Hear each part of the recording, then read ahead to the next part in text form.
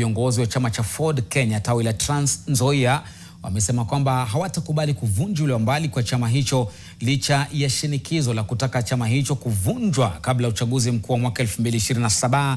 Wakizungumza mjini Kitale katika kaunti hiyo ya Trans Nzoia kwenye afisi za chama hicho, viongozi wa chama kutoka kaunti hiyo wakiongozwa na naibu kinara Ferdinand Wanyonyi wamesema kwamba chama hicho cha Simba kina historia kubwa na uhuru wa Kenya na hawatakubali shinikizo lolote la kuvunjwa kwa chama hicho na kuwataka wanaokikejeli kuheshimu demokrasia. Vile vile wamefutilia mbali dhana kwamba kuna mvutano wa uongozi chamani humo.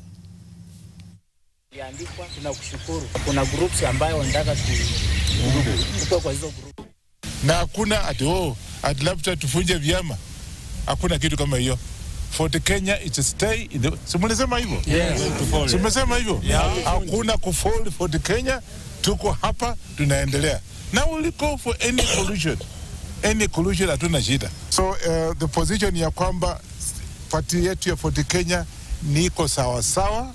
It is very strong.